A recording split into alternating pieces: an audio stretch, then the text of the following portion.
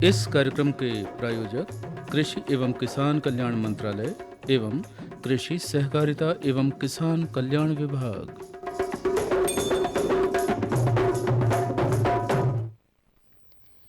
कार्यक्रम किसान वाणी सुन रहे सभी किसान भाइयों बहनों और हमारे सभी श्रोताओं को रीता बहन और मोनिका बहन की राम राम।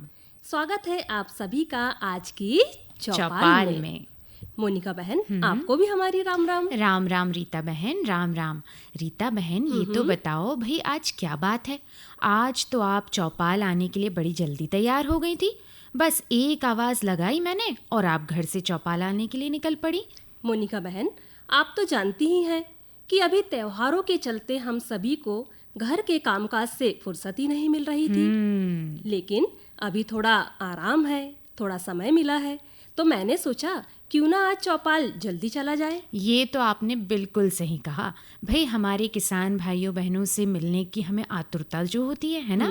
सावन भादो क्वार के महीने में कहीं बारिश की रिमझिम फुहार, तो कभी गणपति पर्व, दुर्गा उत्सव का त्योहार, इन सब का हमने खूब आनंद लिया। और अब आ गया है कार्तिक का महीना, जिसे रीता बहन दामोदर मास भी कहते हैं। बिल्कुल, कार्तिक माह को सभी महीनों में सबसे ज्यादा पवित्र माह माना जाता है। और ऐसी मान्यता भी है कि इस महीने में हम जो भी दान पुण्य पूजा पाठ करते हैं उससे हमें अक्षय पुण्य की प्राप्ति होती है।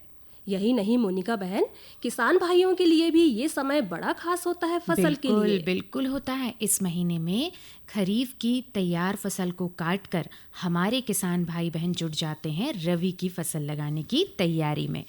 और इसी बात से याद आया रीता बहन कि हमारे किसान भाइयों को हम बता तो दें कि हमारी आज की बात का विषय क्या है। किसान भाइयों, हमारी आज की बात होगी भारतीय कृषि में नवाचार और विस्तार, इस विषय पर। और मोनिका बहन, वह क्रम जिसका सभी किसान भाई बहनों को होता है इंतजार, हमारा मेहमान क्रम। तो भैया, आज मेहमान क्रम के अंतर्गत चौपाल में हमारे साथ होंगे ग्राम सारना पिपरिया के युवा प्रगतिशील किसान चौधरी नमन सिंह, जिनसे मक्का और लहसुन की खेती पर बात की है मोनिका पटेल ने। तो जरूर सुने आज का मेहमान क्रम। बिल्कुल रीता बहन, और इन सभी क्रमों के साथ होंगे कुछ मधुर मधुर लोकगीत और भजन, साथ ही होंगे कुछ महत्वपूर्ण संदेश। तो आइए कार्यक्रम की शुरुआत करते हैं इन महत्वपूर्ण संदेशों के साथ।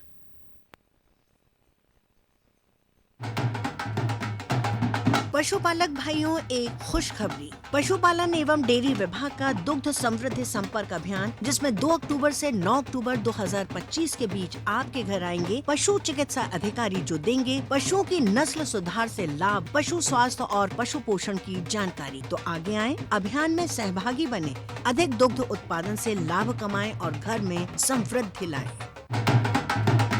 पशुपालक भाइयों, एक खुशखबरी। पशुपालन एवं डेयरी विभाग का दुग्ध समृद्धि संपर्क अभियान, जिसमें 2 अक्टूबर से 9 अक्टूबर 2025 के बीच आपके घर आएंगे पशु चिकित्सा अधिकारी, जो देंगे पशुओं की नस्ल सुधार से लाभ, पशु स्वास्थ्य और पशु पोषण की जानकारी। तो आगे आएं, अभियान में सहभागी बने, अधिक दुग्ध उत्पादन से लाभ कमाएं और घर में समृद्धि लाएं।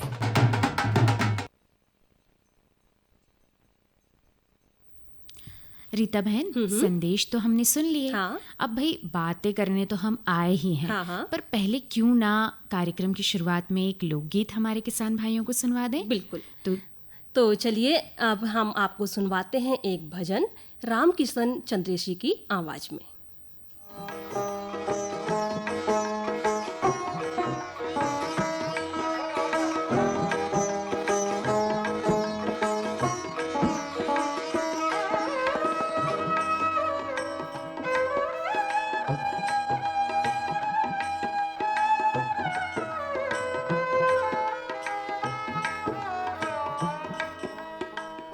नाम लिया हरि का जिसने तिने, और का नाम लिया न लिया तिने, और का नाम लिया न लिया।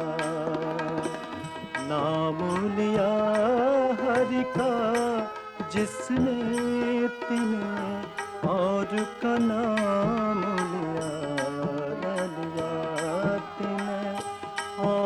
का नाम लिया रे लिया।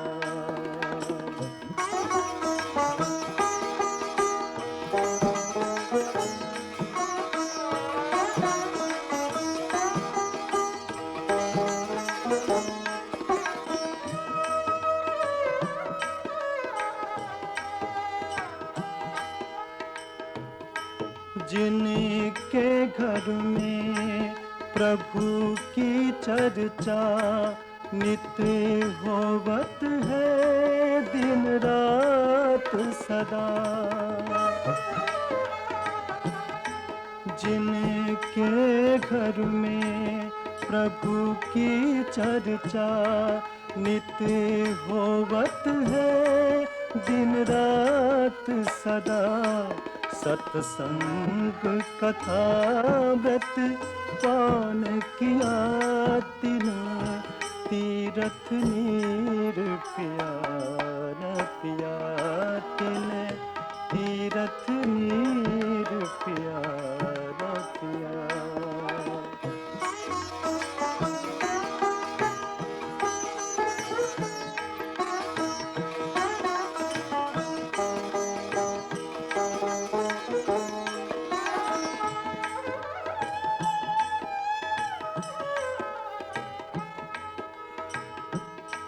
जिन काम किए परमारथ के तन से मन से धन से करके। जिन काम किए परमारथ के तन से मन से धन से करके। जग अंदर तीरथ छाए रही दिन चार विशेष जिया न जिया दिन चार विशेष जिया न जिया।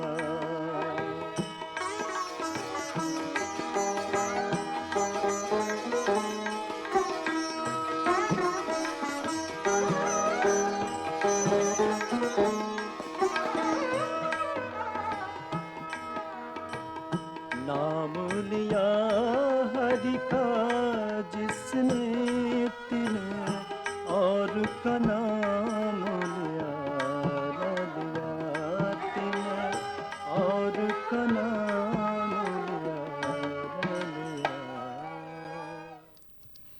इस लोक भजन के बाद जुड़ते हैं हमारी आज की बात से, लेकिन इससे पहले आप सभी के लिए एक जरूरी सूचना।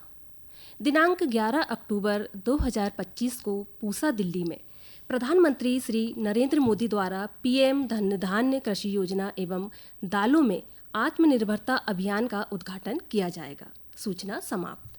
और आइए अब शुरू करते हैं हमारी आज की बात, जिसका विषय है भारतीय कृषि में नवाचार एवं विस्तार। इस विषय पर बिल्कुल। किसान भाइयों, हमारा भारत किसानों का देश है और किसानों की मेहनत पर, उनके उगाए अनाज पर ही पूरे देश का जीवन निर्भर करता है। इसलिए अनाज का भरपूर उत्पादन होना बहुत ज़रूरी है। भारत में बड़े पैमाने पर खेती की जाती है और यहाँ तरह तरह की फसलें किसान भाई बहन लगाते हैं।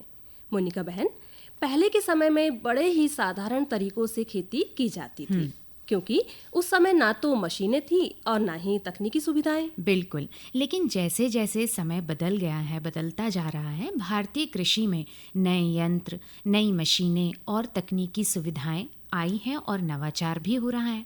और अब तो रीता बहन, नवाचार ने इतना विस्तार रूप ले लिया है कि भारतीय कृषि का ऐसा कोई काम नहीं जिसे यंत्र और मशीनों से ना किया जा सके। मोनिका बहन, आपने बिल्कुल सही कहा। पिछले कुछ समय से कृषि में नई तकनीकों और नवाचारों का आगमन तेजी से हुआ है, जिससे समग्र कृषि प्रणाली में सुधार हुआ है। बिल्कुल। किसानों को इससे मेहनत भी कम लग रही है और फायदा होने के साथ साथ उत्पादन भी अच्छा मिल रहा है। बिल्कुल सही कहा रीता बहन। तो चलिए हमारे किसान भाई बहनों को बता दें कि भारतीय कृषि में कौन कौन से नवाचार हुए हैं, नई तकनीकें आई हैं जिनसे कृषि को उन्नति की एक नई दिशा मिल रही है। तो सबसे पहले हम बात करेंगे रीता बहन स्मार्ट कृषि पर।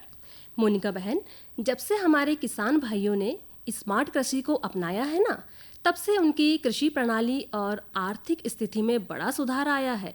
स्मार्ट कृषि में उपग्रह डेटा, ड्रोन, सेंसर्स और IoT यानी इंटरनेट ऑफ थिंग्स शामिल है। बिल्कुल।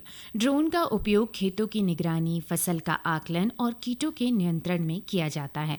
यही नहीं, ड्रोन की मदद से किसान सटीक डेटा प्राप्त करके फसल के उत्पादन में सुधार भी कर सकते हैं।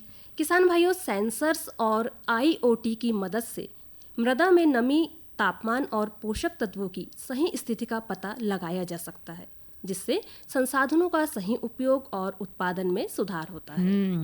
और स्मार्ट फार्मिंग में डेटा एनालिटिक्स और AI यानी आर्टिफिशियल इंटेलिजेंसी का उपयोग करके खेतों की स्थिति का सही पता लगाकर प्रबंधन भी किया जा सकता है। किसान भाइयों, पुरानी विधियों से सिंचाई करने में पानी और समय दोनों ज़्यादा लगते थे, लेकिन आधुनिक विधियां जैसे ड्रिप इरिगेशन है, स्प्रिंकलर हैं, इनसे सिंचाई की बड़ी अच्छी विधियां हैं और बड़ी आसानी से कम समय में पूरे खेत में सिंचाई इससे आसानी से हो जाती है। बिल्कुल। हाँ, इन आधुनिक विधियों से सिंचाई करने वाले सभी किसान भाई बहनों का ये अपना खुद का भी अनुभव है कि मोनिका बहन, इन विधियों से कम पानी में ज़्यादा से ज़्यादा सिंचाई की जा रही है और वर्तमान समय में ये विधियां अपनाई भी जा रही हैं। बिल्कुल। उर्वरक प्रबंधन और बीज प्रौद्योगिकी के क्षेत्र में नवाचार का भारतीय कृषि में बड़ा योगदान है। जैविक उर्वरकों और संवर्धित बीजों यानी रोग प्रतिरोधी बीजों को लगाने से भूमि की गुणवत्ता और फसल में सुधार आ रहा है। ये वर्तमान स्थिति में बेहद ज़रूरी है। और किसान भाइयों, इन नवाचारों को अपनाने से बड़े लाभ भी हैं, जैसे भूमि की उपजाऊ शक्ति बढ़ रही है, इसके साथ साथ उर्वरक, पानी और समय की भी बचत हो रही है और उत्पादन भी बढ़कर मिल रहा है। और सबसे अच्छी बात यह है कि नई तकनीकों के विकास से युवा शिक्षित भाई बहनों की रुचि भी खेती में बढ़ रही है। अपनी शिक्षा का उपयोग वो कृषि क्षेत्र में करके बेहतर तरीके से खेती कर रहे हैं, जिससे उन्हें एक अच्छा रोजगार भी मिल रहा है। लेकिन मोनिका बहन, किसी भी नए कार्य को करने में या किसी नवाचार को अपनाने में थोड़ी बहुत परेशानी तो आती ही है। स्वाभाविक है। वैसे ही इन तकनीकों को, नवाचार को अपनाने में भी किसानों के सामने छोटी मोटी समस्याएं आती रहती हैं। जैसे कुछ किसान भाइयों को इन तकनीकों जैसे ड्रोन, सेंसर्स वगैरह का उपयोग कैसे करना है ना, इसकी जानकारी नहीं होती है। बिल्कुल सही कहा बहन आपने। इसके प्रशिक्षण की थोड़ी कमी है ना। कुछ इन्हें खरीदने में हमारे जो किसान भाई हैं वो आर्थिक रूप से सक्षम नहीं होते। तो इसके समाधान के लिए किसान भाई इंटरनेट, मोबाइल एप्लीकेशन, प्रशिक्षण मेलों और हमारे कृषि वैज्ञानिकों की सलाह ले सकते हैं। और इन्हें खरीदने के लिए सरकार द्वारा समय समय पर हमारे किसान भाई बहनों को लोन और सब्सिडी भी दी जाती है।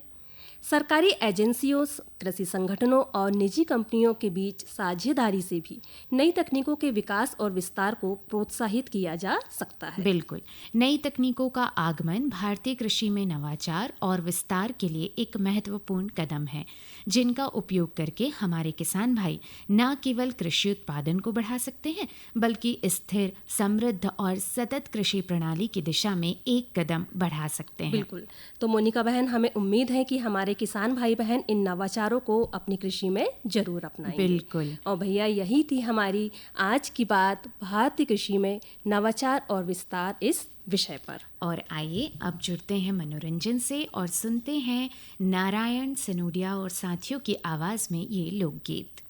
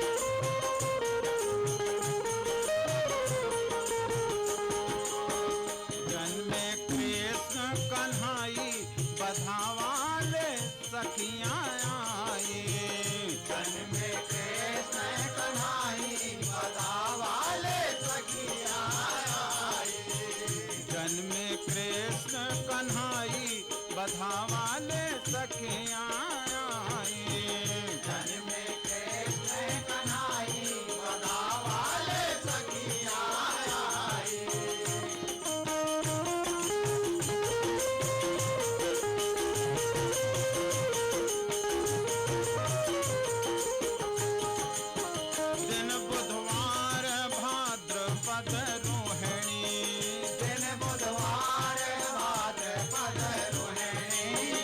दिन बुधवार भाद्रपद रोहिणी, दिन बुधवार भाद्रपद रोहिणी, योग लगन तिथि आई बधावाले सखियाँ आई।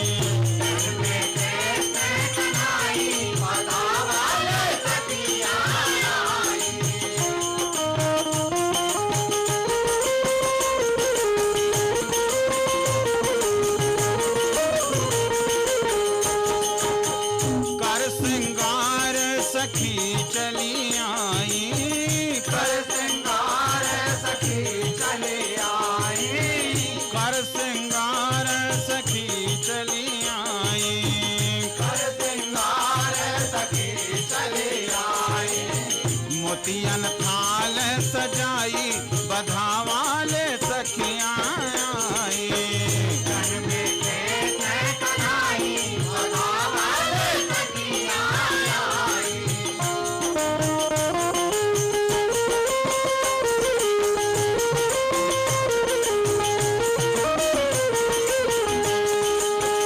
चढ़ चढ़ देव विमानन धाये, चढ़ चढ़ देव विमानन धाये, चढ़ चढ़ देव विमानन धाये, चढ़ चढ़ देव विमानन धाये।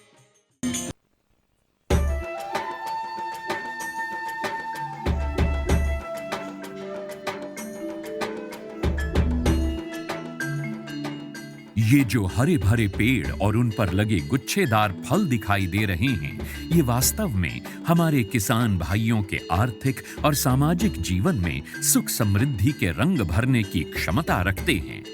ऑयल पाम की खेती से किसान सामान्य फसलों की तुलना में कम लागत एवं मेहनत से अधिक आय प्राप्त कर सकते हैं। इसके माध्यम से किसान खाद्य तेलों का उत्पादन बढ़ाकर देश के विकास में अपनी भागीदारी सुनिश्चित कर सकते हैं। लेकिन ये सब कैसे संभव है, आज इसी के बारे में बताएंगे अपने किसानों को। ऑयल पाम एक बहुमुखी तेल है जिसके कई अलग अलग गुण और कार्य हैं जो इसे बेहद उपयोगी और व्यापक रूप से इस्तेमाल किया जाने वाला बनाते हैं। ऑयल पाम के फल से सबसे अधिक तेल प्राप्त होता है। प्रति हेक्टेयर 20 से 25 टन फलों की उपज देने वाले इसके पेड़ परिपक्व होने के बाद लगभग 30 साल तक फल देते रहते हैं। यही नहीं, इन पेड़ों के बीच अंतर्वर्ती फसलें उगाकर किसान दोहरी आय भी प्राप्त कर सकते हैं। इसके अतिरिक्त सरकार की ओर से भी इसकी खेती के लिए काफी सहायता उपलब्ध करवाई जाती है। भारत सरकार की ओर से 2021-22 में खाद्य तेलों पर राष्ट्रीय खाद्य तेल मिशन, तेल palm national mission on edible oils, oil palm NMEO-OP की शुरुआत की गई। इसके अंतर्गत किसानों को ऑयल पाम की पौध सामग्री, अंतर्वर्ती खेती एवं रखरखाव, ड्रिप सिंचाई, डीजल, बिजली, सोलर पंप सेट, बोरवेल, फल कटाई उपकरणों एवं पुराने पौधों की पुनः रोपाई के लिए सब्सिडी प्रदान की जाती है। इस मिशन के अंतर्गत किसानों को 1 से 5 लाख तक की राशि प्रति हेक्टेयर की वित्तीय सहायता उपलब्ध कराई जाती है। सरकार द्वारा ऑयल पाम की पौध सामग्री के लिए 20 से 29 हज़ार रुपये प्रति हेक्टेयर की सहायता मिलती है। इसके अलावा भी सरकार पहले 4 साल तक 42,000 रुपये प्रति हेक्टेयर की सहायता अंतर्वर्ती फसल एवं रखरखाव के लिए भी मुहैया कराती है। इस मिशन के अंतर्गत ड्रिप सिंचाई के लिए 30,000 रुपये प्रति हेक्टेयर की सहायता अतिरिक्त दिया जाता है। साथ ही किसानों के लिए फसल कटाई मशीन और ट्रैक्टर ट्रॉली की खरीद के लिए भी सहायता का प्रावधान है। कुछ किसानों के मन में ये शंका है कि ऑयल पाम के पेड़ों की सिंचाई के लिए अधिक मात्रा में पानी की आवश्यकता होती है। ये पर्यावरण के लिए ठीक नहीं है। कुछ ये भी कहते हैं कि ये धरती के उपजाऊपन के लिए भी हानिकारक हैं। किंतु जिन किसानों को ऑयल पाम की खेती से आज लाखों रुपए की वार्षिक आय प्राप्त हो रही है, उनका कहना है कि ये सारे संचय निराधार हैं। ऑयल पाम का खेती में दान और गन्ने से कम पानी लगता है। इसमें गवर्नमेंट का तरफ से ड्रिप सिंचाई के लिए पैसा भी दिया जाता है। मैंने 2015-16 से ऑयल पाम की खेती की है और इससे पर्यावरण को कुछ नुकसान है ही नहीं। और इनका जो पेड़ पौधा होता है इनसे हम मल्चिंग भी यूज़ करते हैं और इनका यूज़ से हम काफ़ी सारा ज़मीन में नमी लेते हैं और इनके अंदर इंटरक्रॉप जो है जो कपास वगैरह लगाते हैं तो हम डबल गुण लेते हैं और अच्छा रहता है। ऑयल पाम की खेती के लिए मुझे सरकार ने पौधे सीडलिंग देते हैं। वो जब बड़ा हो जाता है, जो फल जो देता है, हर महीने सरकार उसी फल खरीदने के लिए एक रेट बना के देते हैं। वही रेट पे कंपनी खरीद लेते हैं। मैं काट के इकट्ठा कर देता हूँ, कंपनी उठा के लिए जाते हैं। ऑयल पाम के लिए सरकार उत्पादों की तत्काल खरीद करती है। साथ ही सरकार एक वायबिलिटी मूल्य भी घोषित करती है ताकि यदि भाव अचानक गिर जाए तो उस अंतर का भुगतान सरकार किसानों को करती है। सच तो ये है कि ऑयल पाम की खेती हमारे किसानों को और अधिक समृद्ध और ग्रामीण अर्थव्यवस्था को और अधिक सशक्त बना रही है। आप भी इसकी खेती और सरकारी सहायता का लाभ उठाएं और अपनी आर्थिक स्थिति को बेहतर बनाएं।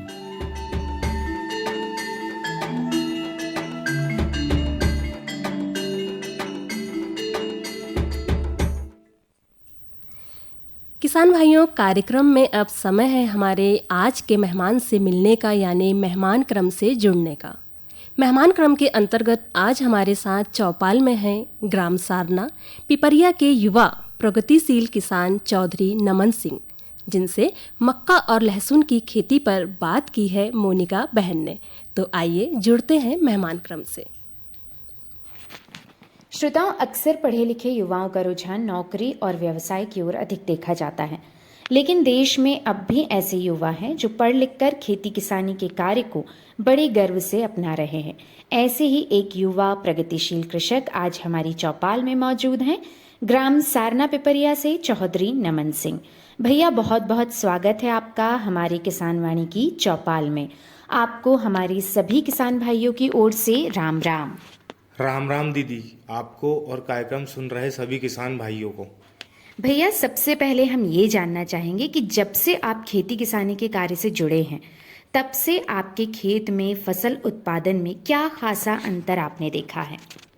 पहले पारंपरिक खेती होती थी, अब आधुनिक खेती की ओर नए युवा जो है उसमें जा रहे हैं। और पहले उत्पादन कम आता था, अब उत्पादन अधिक आ रहा है, कम समय में काम हो जा रहा है। बिल्कुल। और इन दिनों कौन सी फसल लगी है आपके खेत में? इन दिनों हमारे खेत में मक्के की फसल लगी है और पिछले साल से इस साल अधिक उत्पादन आने की आशा है। ये तो बहुत अच्छी बात बताई भैया आपने कि मक्के का आप बेहतर उत्पादन ले रहे हैं। अब बात जब बेहतर उत्पादन की है तो सबसे पहले हम ये जानना चाहेंगे कि हमारे किसान भाई किन बातों का ध्यान रखें मक्के की फसल में कि वे बेहतर उत्पादन ले पाएं। किसान भाइयों को 3 से 4 चीज़ों का इसमें ध्यान रखना चाहिए। पहले सही बीजों का चयन करना चाहिए। अपनी भूमि के हिसाब से बीजों का चयन करें। अगर आपकी हल्की ज़मीन है तो हल्की ज़मीन के हिसाब से बीजों का चयन करें। भारी काली ज़मीन है तो भारी काली ज़मीन के हिसाब से बीजों का चयन करें। दूसरा, हमें खाद प्रबंध का ध्यान रखना चाहिए। जो है बुआई के पहले हमें 60 से 65 किलो DAP प्रति एकड़ हमें डालना है। दूसरा, हमें पोटास 25 किलो प्रति एकड़ डालना चाहिए और 10 से 15 किलो यूरिया हमें उसमें मिलाकर के भूमि की तैयारी करते समय डालना चाहिए। कुल मिलाकर के हमें खाद का भी ध्यान पूर्ण तरीके से रखना बहुत ज़रूरी है। साथ ही कीट प्रबंध भी इसमें थोड़ा सा ध्यान रखना कि किसान भाइयों को चाहिए कि जो है कीट एक महीने की फसल में लगभग हमें कीटनाशक का छिड़काव कर देना चाहिए। फिर उसके बाद किसान भाइयों को कीटनाशक का छिड़काव करने में तकलीफ होती, दिक्कत जाती है। साथ ही साथ हमें खरपतवार प्रबंध का भी ध्यान रखना चाहिए। खरपतवार प्रबंध हमें 15 से 20 दिनों में, जब खरपतवार 2 से 4 पत्ती की अवस्था हो, जब खरपतवार नाशक डालकर खरपतवार का प्रबंध हमें कर लेना चाहिए, क्योंकि इससे किसान भाइयों को उत्पादन में काफ़ी घाटा मुनाफा हो सकता है। तो इसके बाद हमें अच्छा उत्पादन लेने के लिए ये मुख्य चीज़ों का विशेष ध्यान हमें रखना चाहिए।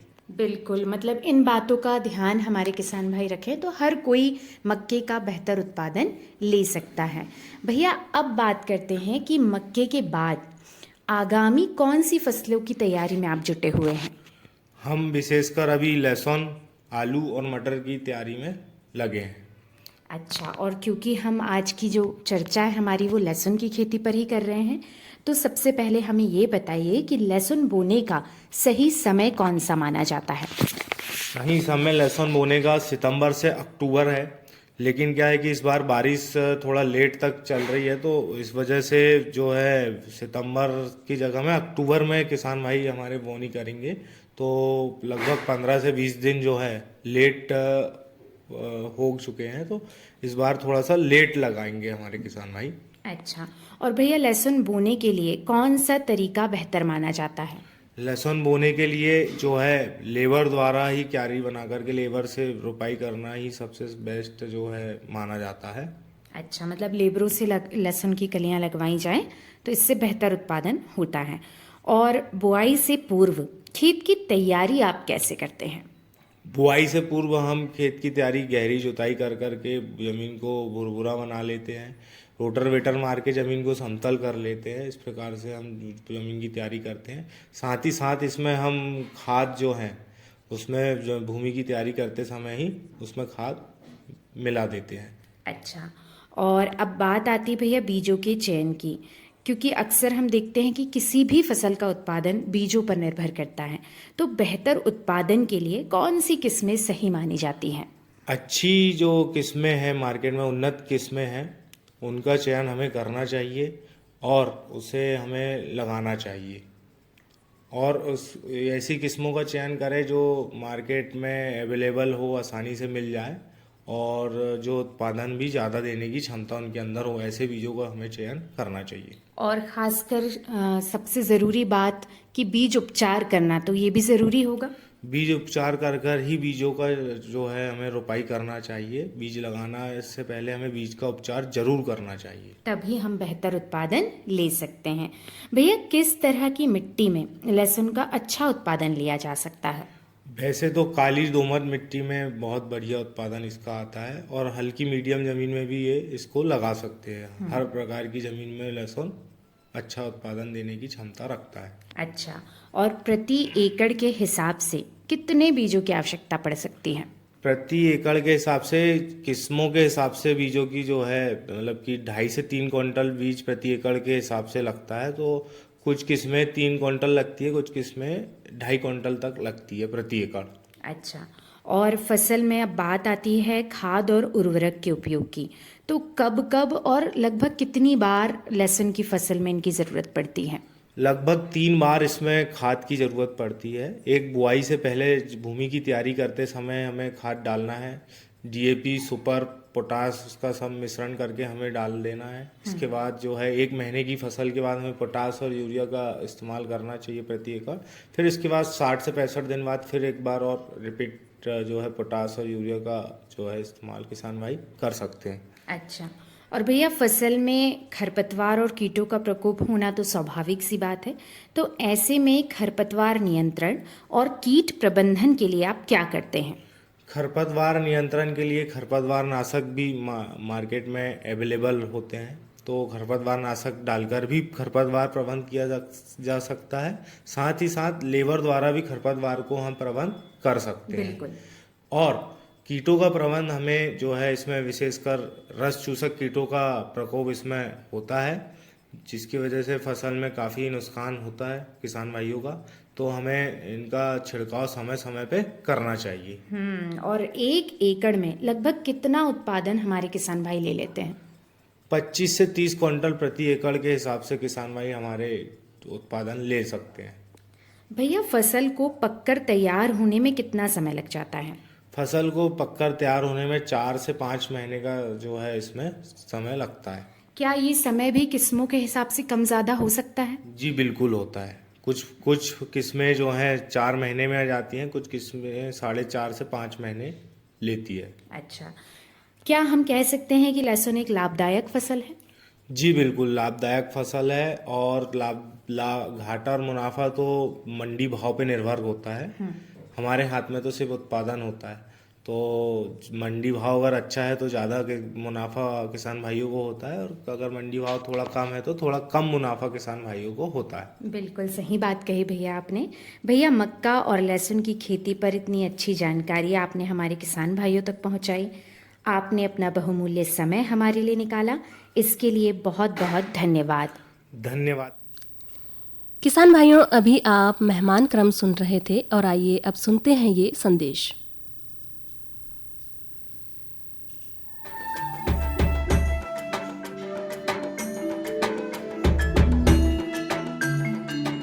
मैंने 2015-16 से ऑयल पाम की खेती की है और इससे पर्यावरण को कुछ नुकसान है ही नहीं। और इनका जो पेड़ पौधा होता है, इनसे हम मल्चिंग भी यूज करते हैं और इनका यूज से हम काफ़ी सारा ज़मीन में नमी लेते हैं। और इनके अंदर इंटरक्रॉप जो है, जो कपास वगैरह लगाते हैं तो हम डबल गुण आय लेते हैं और अच्छा रहता है। ऑयल पाम का खेती में धान और गन्ने से कम पानी लगता है। इसमें गवर्नमेंट का तरफ से ड्रिप सिंचाई के लिए पैसा भी दिया जाता है। ऑयल पाम की खेती के लिए मुझे सरकार ने पौधे सीडलिंग देते हैं। वो जब बड़ा हो जाता है, जो फल जो देता है, हर महीने सरकार उसी फल खरीदने के लिए एक रेट बना के देते हैं। वही रेट पे कंपनी खरीद लेते हैं। मैं काट के इकट्ठा कर देता हूँ, कंपनी उठा के लिए जाते हैं।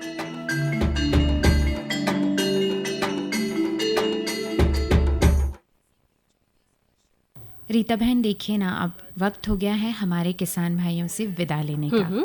तो स्वीकार कीजिए मोनिका बहन और रीता बहन की राम राम, जय जवान जय किसान।